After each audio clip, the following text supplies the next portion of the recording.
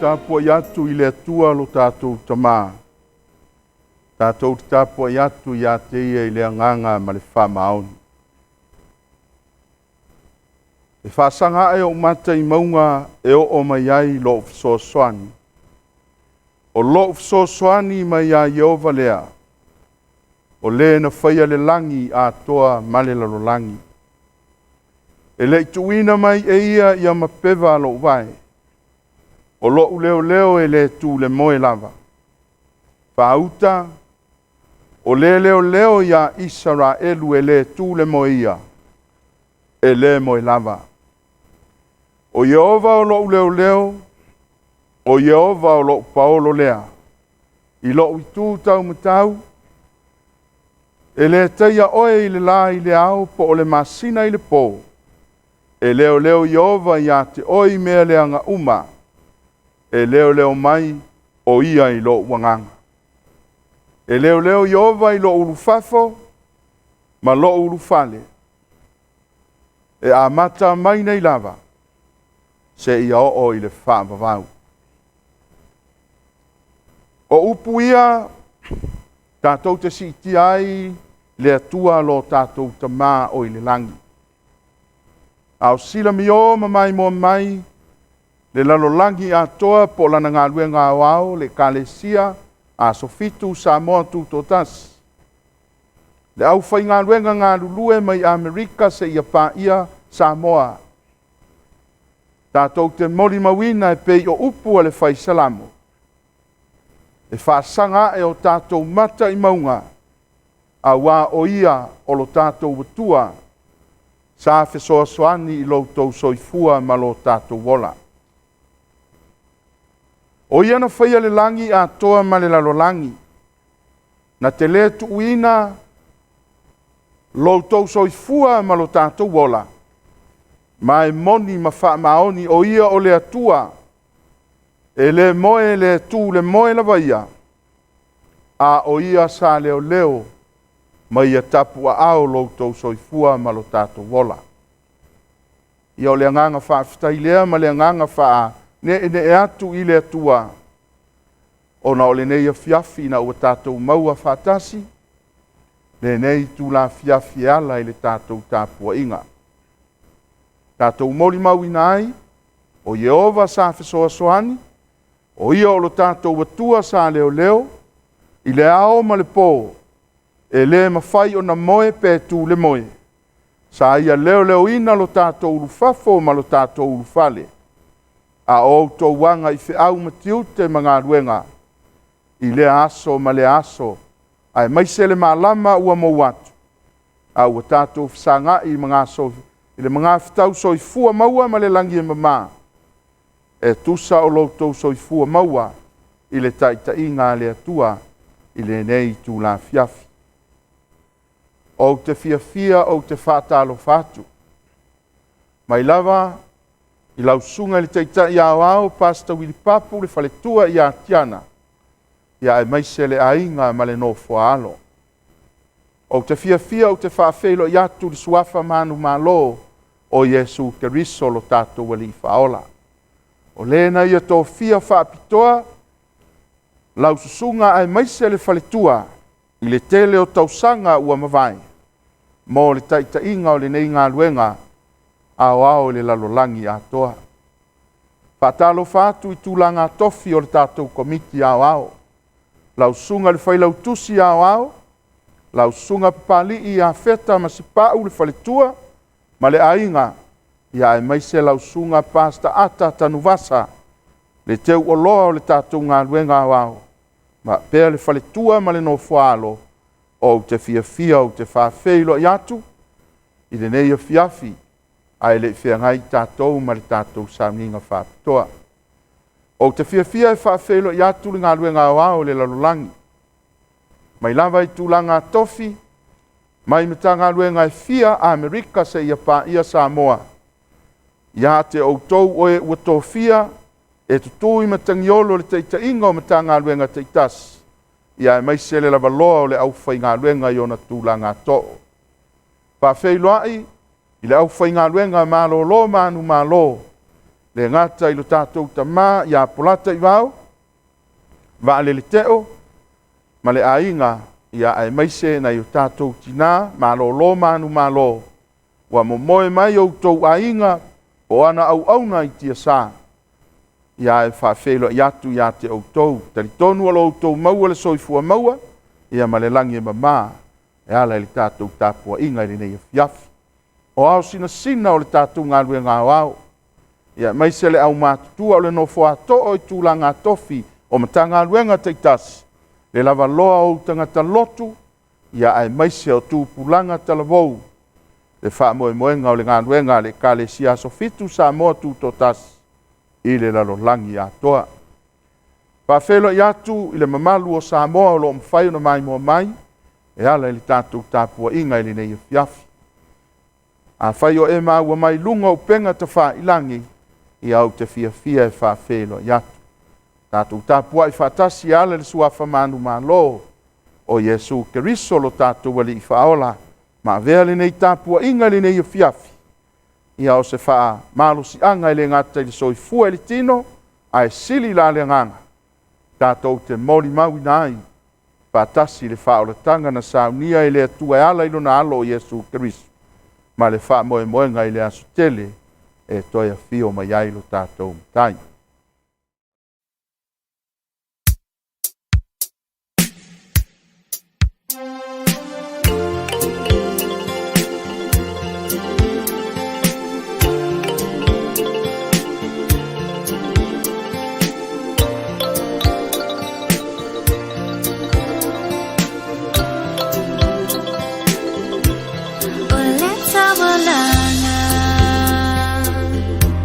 Oh,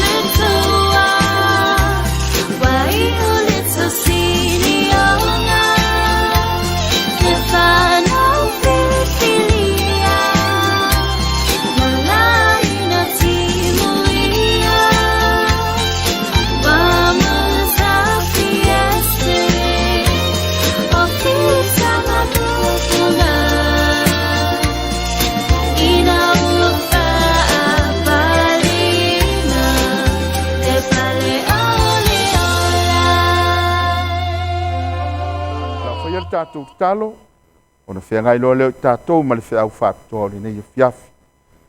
O le whapitoa le atua i le ngā ruenga mana lo wa nganga pa ia. Le ngata e mafuta, i le whaafonga anga Samoa ma lau ngā ruenga wao le lalolangi. Ai o le whapitoa ina ia e pai mai i lau au auna vai ma le whatau waa. Whatumu le tumu o la wafio whau uma whapa ia. Ma veo se a penga mo oe le atua e ala ili nei fiafi. Ia ma walunga i lo vi inga e ala ia Yesu Keriso lo mātou wali ma lo mātou whaola. Amen. O le tusi e mawai li tātou whiau whaapitoa o le nei fiafi. Wa whaautuina le whiau o le nei fiafi. O le mānai pa ia ua fua ina mai le langi e le atua i le nei fiafi. O le mānai pa ia ua fua ina mai le langi e le atua i le nei fiafi. O le tusi whaitau o le tātou launga o le pōli nei. E te maua le Roma e mta upu e sfululua. A o le mta upu a toa lea o le mta upu e sfululua. O le tusi whaitau le nā. O le tātou launga po o le tātou sauninga i le nei fiafi. A ua whiriwhiria le whai upu e sfulutasi, ma le whai upu e sfululua. O le a mauai le mānai whaaleanganga. E tā ua i lou soifua whaaleanganga. E a vea o le whiau whaapitoa i le nei pō. A o tātou whaalongolongo ma tātou mai moa. E ala i le a fionga le atua. O le whai upula sfurtasi e whaapea. A ua le whaavai le whilinga. Ia mā losi le loto. Ia au auna i le li. A le whai upu e sfululua e whaapea. Ia oli le wha moe moe. Ia ono sai le pua ngā. Ia fina finau e ala i le talo. O whai upu ia e lua. O le ama whaina tu whaatasi le nei pō. E mauai le mānai whaaleanganga. Whaingoa ia o le mānai whaaleanganga. Ia wā utitari tonu ua tele taimi i tātou ki tāu mamawhai. I tāu mawha whaale tino. Ai awa ia le nei o fiafi. Se i o tātou tāu mamawha ma tātou pa i atu i le tāua o le mānai whaaleanganga. Ina ia mawhai o na tupu ai. Ma mauai lo malosi e le ngata i le soifua i le tino. A o le soifua i la le nganga. Whai mai leo le whai upu le sfurtasi. A ua le whaavai le whilinga. Ia malosi le loto ia au auna i le ali. E le ngata i le sfurtasi e whamaris whai upu e sfurulua. Ia oli le wha moe moe. Ia ono sai le pua ngā. Ia fina finau i le titalo. O le vaenga mua la leo le whiau. Ua whaau tuina e whapea. O le ola e sa ili malo. E whape whea o na ola e sa ili ina ia sa ili ia manu malo. Ai silsila ia i le vaenga mua o le whiau. O le olanga lea sa la sia e Paulo. I le ala na ia sa ili ai, lona li i faola. O le olanga lea sa la sia e Paulo. I le ala na ia sa ili ai, lona li i faola. O lona lua, o le vanu lea sa ia a sa ina, i lona ola sa ili. O le vanu lea sa a sa ina, e le apostolo Paulo, i le whaatino ina o lona ola a o sa ili. Ia maua Yesu Keriso lona li whaola. Ma le vaenga e tolu. O le tāua, o le taua, e le ngata i lona soifua i li tino. A o lona wha moe moe i lona ola wha lianganga. E te mai tau mai.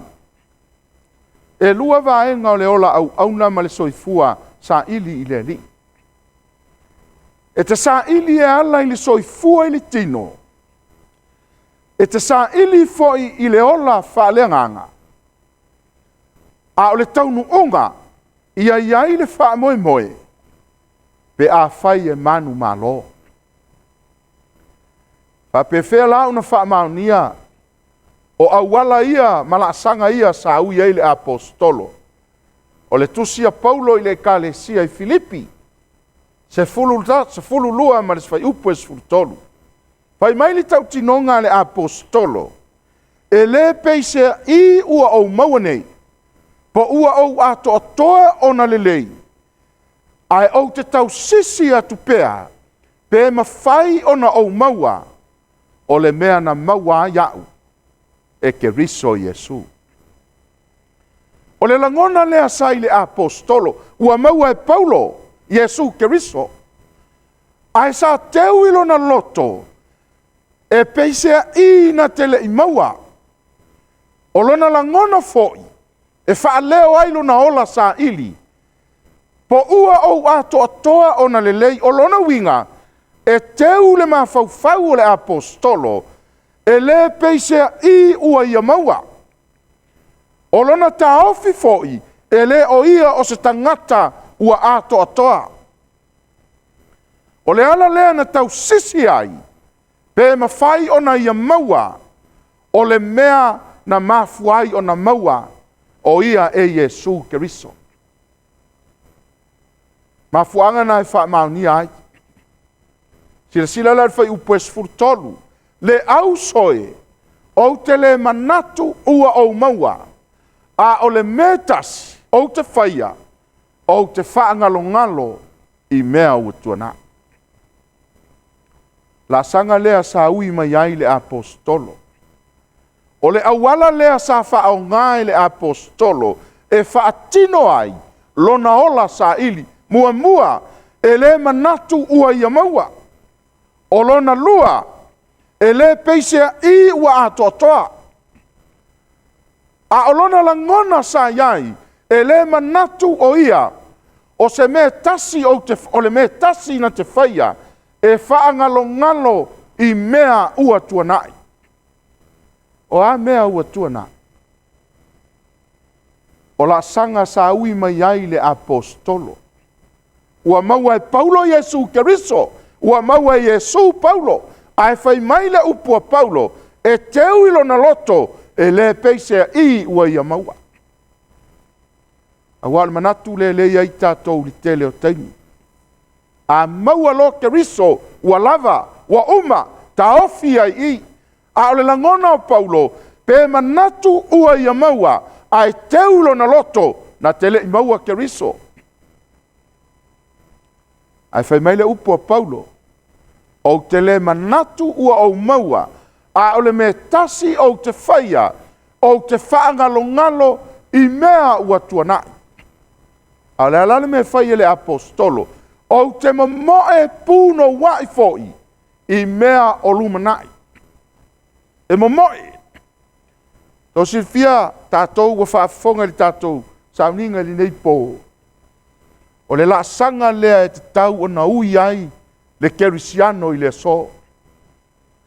E le o toi savali le taimi u tātou iai, a wa o le taimi e mamoe ai. Ai vai vau tolu mamoe a Paulo, e mamoe le apostolo, e mamoe a o puno wai. E teu ilo na loto, o lana mamoe le mamoe ai, o le taunu unga o le lumanai, o le ase mea o le lumanai, le ase mea o nau iai, ma fuanga le mana ai Paulo, e whaangalo ngalo i mea ua tuanai, e le manatu ua ia maua, e le manatu ua ato atoa, a le me tasi na te whaia, na te whaangalo ngalo i mea ua tuanai. La sanga ia sa ui mai ai le apostolo. Whaangalo mea ua tuanai. E le itoi manatu iai. Aisea, langa iai le mea lai nau iai Paulo le lumanai. O le wheau mamoli mo tātou, a whai e te mana o mia, ia tini li wha moe moe le lumanai, whaangalo mea ua tuanai. Ai mo moe puno wai. Mo moe ona o le taimi, E le o toe sa vali le taimi i le aso, ua o le taimi e te tauai, o na tātou tā mamoe, e wha leo mai e le mamoe le apostolo, o le nau ta inga o lona loto, ia tini lona wha moe i le lumana. Manatu le nao le apostolo. E le peisea i ua ia maua, ai ina ua ia maua, fai mai le wha amatalanga, il fai upo e tolu le tusio Filipi, fai upo e valu le Filipi me ta upo e tolu. O mea uma sao ngā, ua ia manatu ua leo ngā, aisea, ona o le sili ese, o Yesu Keriso. Mea nana manatu ai Paulo, o mea uma sao ngā, ua ia manatu ua leo ngā, ona o Keriso, lua, ua manatu, oa, ota mea uma. Lona lua, o le manatu o Paulo, o ia ele i ato toa, o lana tau tinonga le nā. Ele i ato toa, ai fai mai le upo le apostolo, il fai upo es fluiva, o le Filipi me ta upo e wha, a o lo ua tua, e wha atoa e ia. Ia te outou mea e mātitiva ai outou. E tusa ma le whaulai o lona vi inga, e ala ia te ai, e ala ia Keriso Yesu. E wha atoa e ia. Si fia tātou li ne ia fiafi. E te whiu e sa ili se tangata e ato toa i tonu. O le tala le lei ma le whaolatanga a Yesu Keriso. Te le maua. E te whiu e sa ili. E te whiu e su e se mea. E maua ai mea ato toa. E le maua i le lalolangi. E le maua i le kalesia. E le maua i o tātou tofi. A o whea maua ai. Fato a maua mea ato toa. E ala ia Yesu Keriso lo tātou whaola. Ia whafonga mai la tātou. E le ngata o le atua e mawai mea ato toa. A o ia na te wha ato toa ina mea uma. O mea tātou te māti tiva ai. Ma tiva i le tino, ma tiva i la leanganga. E te whiu e sa ili. E le ma whaino wha amalia le loto. E le aise atoa. Ai a e maua Keriso. O Yesu na te wha ato toa ina mea tātou te māti tiva ai. Ai tosi fia le upu le whao ngā e mā fuai. Ona o le whao lai. O lona vi inga i a Keriso Yesu. Whao lai o lona vi inga. Tusa ma le whao lai o lona vi inga. Ka pena ale me le whai le apostolo Paulo. E manatu Paulo e le oia se tangata e ato toa. Ai whai mai le apostolo a o lo ua tua ea. E wha atoa e ia i a te outou mea e mātitivai. O le whiau le ave le apostolo, ai vailenga ngana le whao ngā, e le o tautala na o ia, ai tautala mo le lautele o le ekalesia, ai sea, e tofu le tangata, ma mea le ato ato ai. A o tātou tauina le taua, ma tātou laa i le toi tu la, e te whiu e sa ili se ato atoa, usoe, e le maua. A o le atua na te wha atoa. A iai se mea le atoa. O le atua na te wha atoa toi. A wha mai le apostolo o mea e mati tiva ai o tau. E le o tau tala ele mativa i le lalolangi li nei. A e lua mea le tau tala iai o le mativa i le tino, mativa i la leanganga. Wa e tele taimi, tātou te tamao a inga i le tino. Ai telefoi taimi tātou te mativa. I le tū whaaleanganga. Mena e leina le ato toa. A ola sanga ia na ui mai ai le apostolo. Ma fuanga na mawhai ai o na manu ma lo le apostolo. Sila mai la tātou li nei fiaf. Tātou te vava ai i le awala ma le ma fuanga na mawhai ai na manu ma lo le apostolo. Na mafuaina le whaavai. Ai sa tupu pea lona malosi. I lona loto. ma tau ai ma le ola e sa whiringa. Whapewhea ona tupu le ola ma ia manu malo. A sisila le whaupu e sfurtolu le tau loto ma e tātou. E oa le au talavou ma tātou whanau pese ai.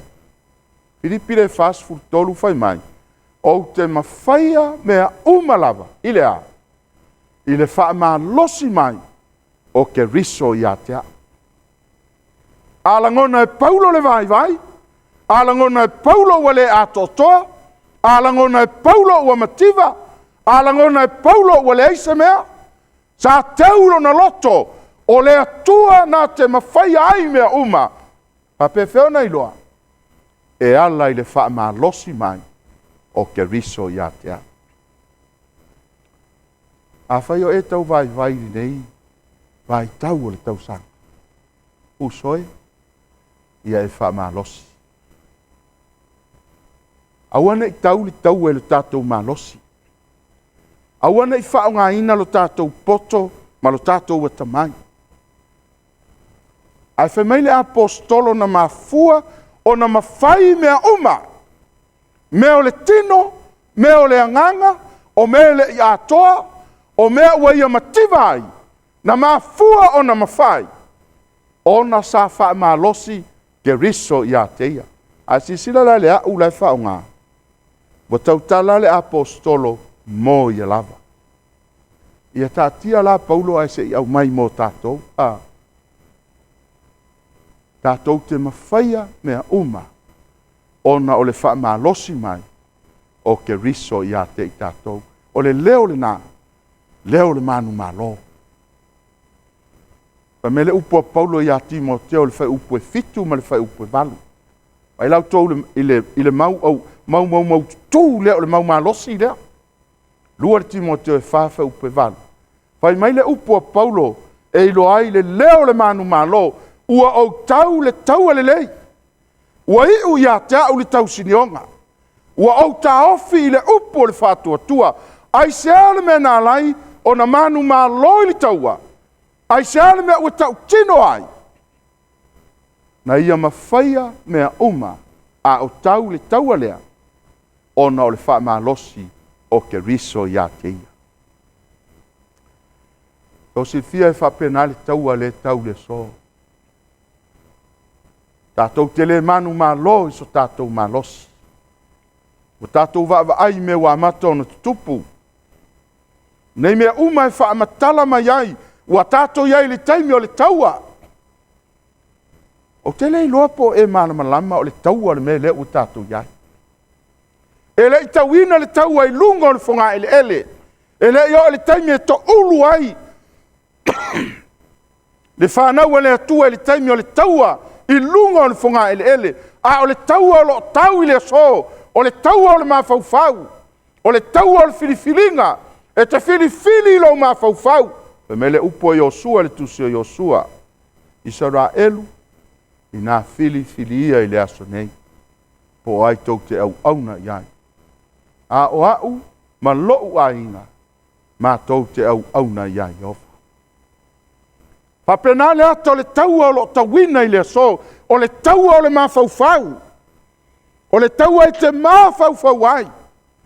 A wha solo mai ma tātou wa ai. I wha ai longa ma mea ua tupu. O nei mea uma. O lo avea o se taua i le mawhauwhau.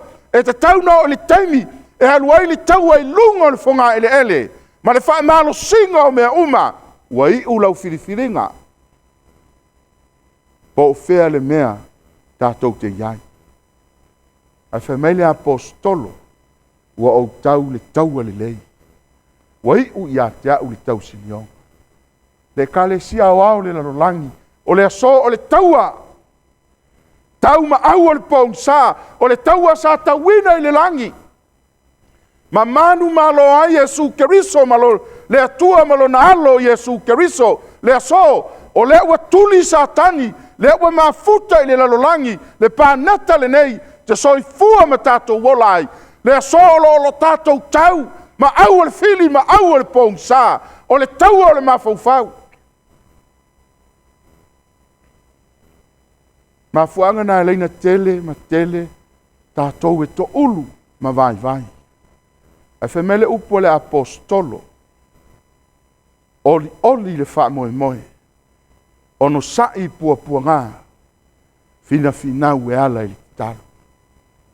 Te lo lefto a umatulu vai aso wha pitoa o le lalolangi. Sa te talo mai Amerika e pa ia Samoa, e o tonu o Australia, Sydney ma Melbourne, si tete ese, i tu e fio le lalolangi, vai aso talo sanga, ai sea, sa tu ina atu i le atua, le savalinga o le nei tau sanga, le ngo le ia le taua o le tau. O e lo le taua le me le tau. Taua o le tau sinionga. Ai whamele upu a Paulo, wa au tau le taua le lei, wa iu ia te au le tau sinionga, o le aso, e le iu le taua, o le walu le taua o le mafaufau. E te fili ai, po o fele me te taua na iai, a whamei o sua, fili o tau le aso nei, a o au, ma lou a inga, ma tau te au na iai Jehova. Fesa wai le leo le manu malo, le taua o le mafaufau, sa tau le au ma le popo o fete tau na iai, pa pena le atau le kale sia i le so, o lo tau le taua o le mafaufau, e te fili ai, ma fai filinga, ai le io o ina wha malo sia, le aso sa ma tātou wa ai, i mea ua amata o na tūlai mai. Pa fonga lau tau le taunu unga o le taua lea. O le nei, wa te wina mo au le pale o le amio tonu. Le pale le sa ili ngofie. Le pale sa ili le toto lo tātou wali faola. Le ua mawhai ai, na whai ta wina i tātou. I le wha moe i le langi. Le whai mei le apostolo. Wa te wina mo ia le pale o le amio tonu. For ina ma ia te ia i le vaso. E le ngata ia te ia o i latou uma. O e fia i lona whaali mai. Vai ngai lua.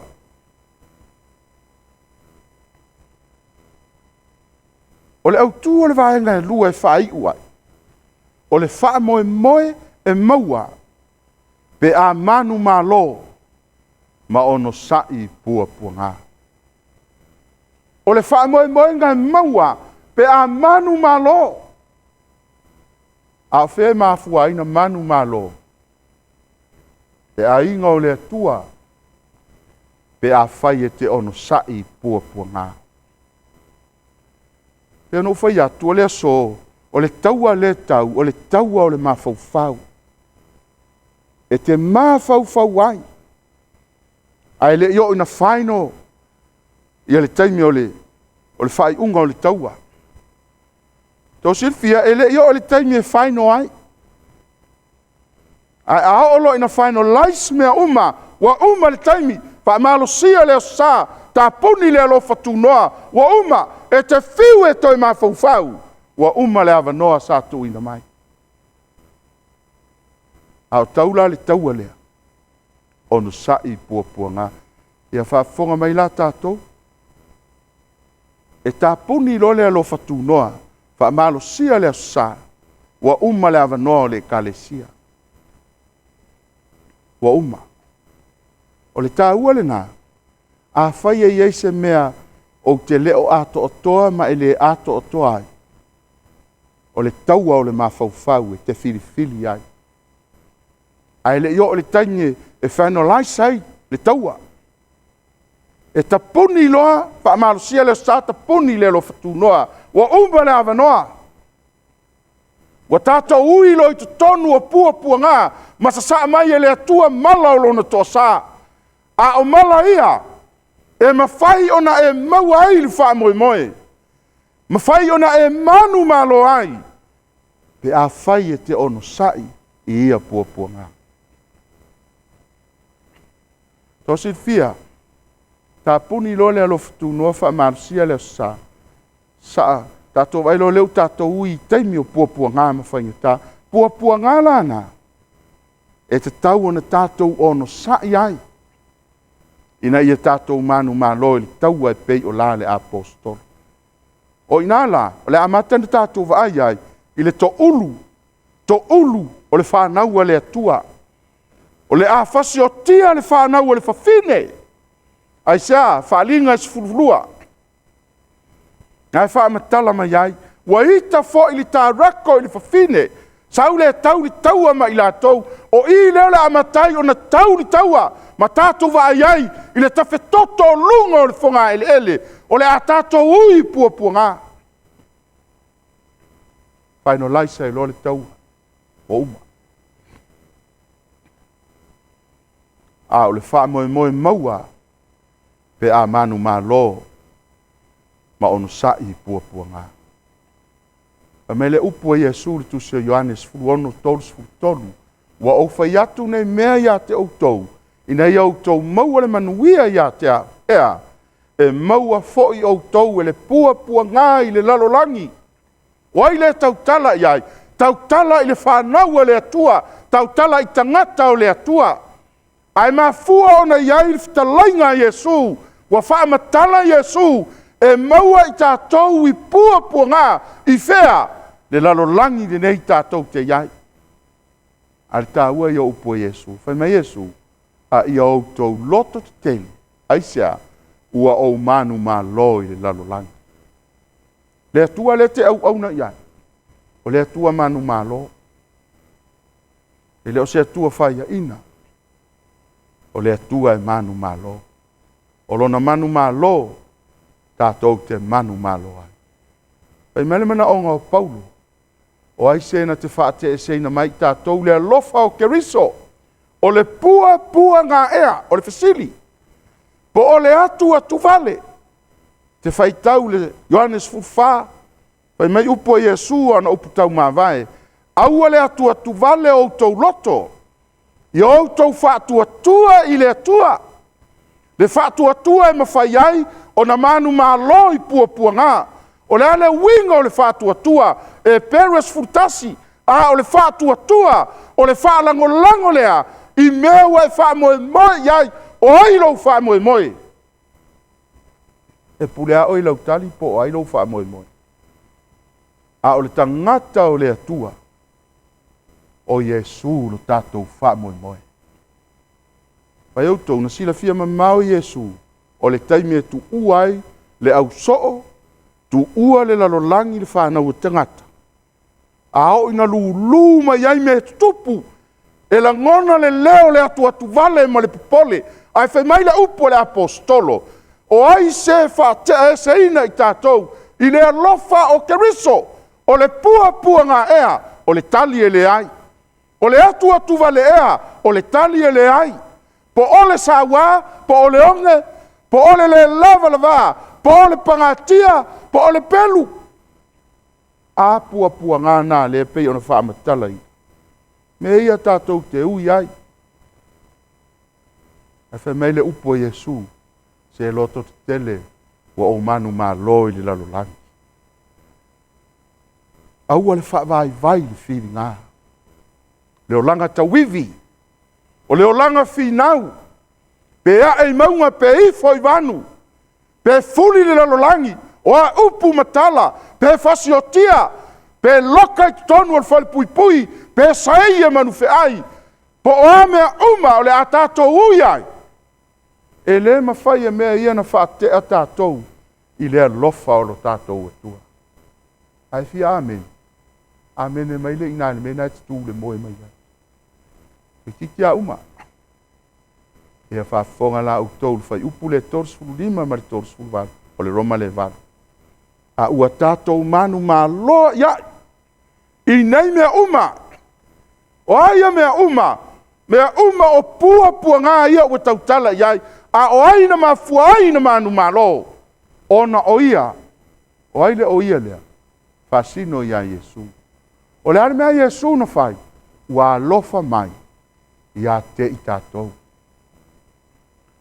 Tole.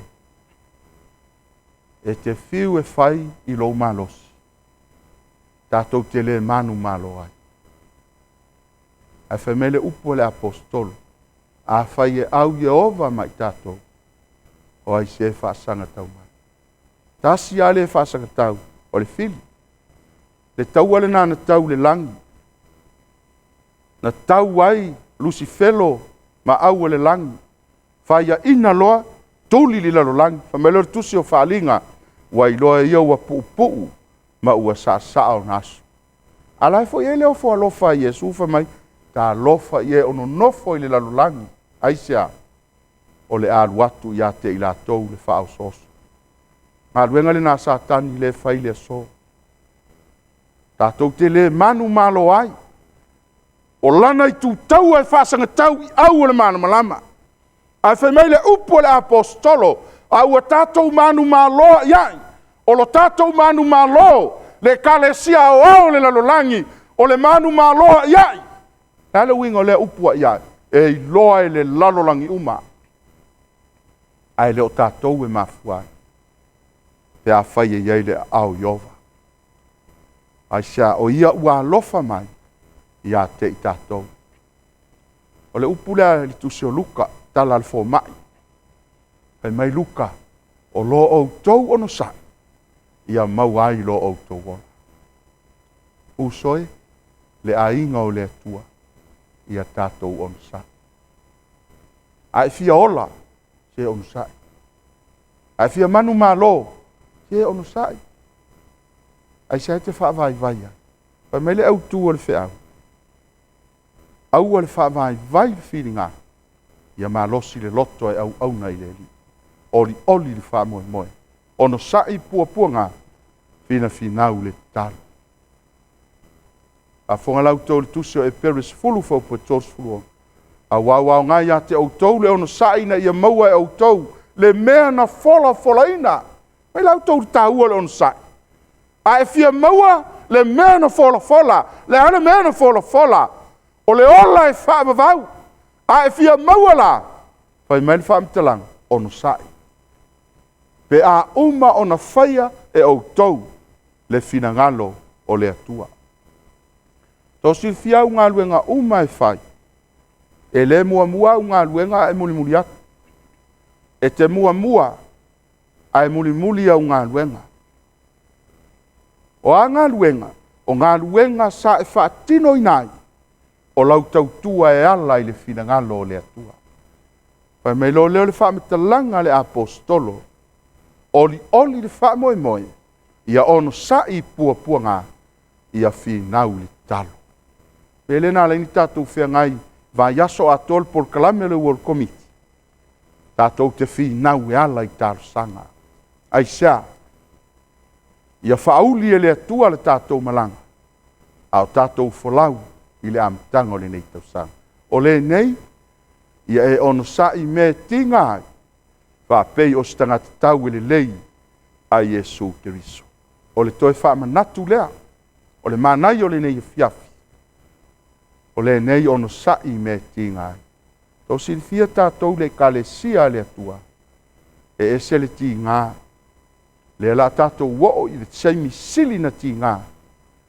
Tātou te ui ai pua ngā. Ai whai mele upua Paulo. E te ono sai. Pe a whai e te iloa. O oe o le tangata tau a Yesu Keriso. Tau ale nā le tau le so. Ke manao ia e iloa o le tau ale me le tau. O le toi tu la o le final hour. To si fiat e te mawhau le me nā laina. Tu ue le atua le tu la tasi. O le tu la le nā tasi le final hour. O le tu la o lau sauni uninga, o lau tā pena penanga, tā pena oe, tā pena lau ainga, tā pena lau whanau, tā pena lau toalua, tā pena le kalesia aisea. Langa o le taua le mele tātou te tauina i le so. O le taua o le mawhauwhau. Taua o le mawhauwhau. Mawhauwhau nai te whaalongo le mana i lau mawhauwhau le tele o taimi. E tu punga mai lea mea, ma lea mea, e lau mai mea le lei, e la umai mea le lei, e fe sui ai. O le taua o le mawhauwhau. O le mana onga o satani, ia tātou whaia ina i le taua. Ai whamele upo Yesu, aua o manu malo. E mafuainu whamai Paulo, ia Timoteo, ono sai me tingai, whapei o stangata tau le lei, ia Keriso Yesu. E vai lau tau li taunu unga o le taua lea. Wai a te i tātou le nā wha moe, e pei se taula o le nganga, e le matosina, a ua mausali. Taula o le nganga. Fa moe moe ngale na lewa ia i tātou. Le mafuai, o na tātou le fa vai vai, a e ola feelinga, e ola tawivi, e ola tau mawhai, e ola sa ili.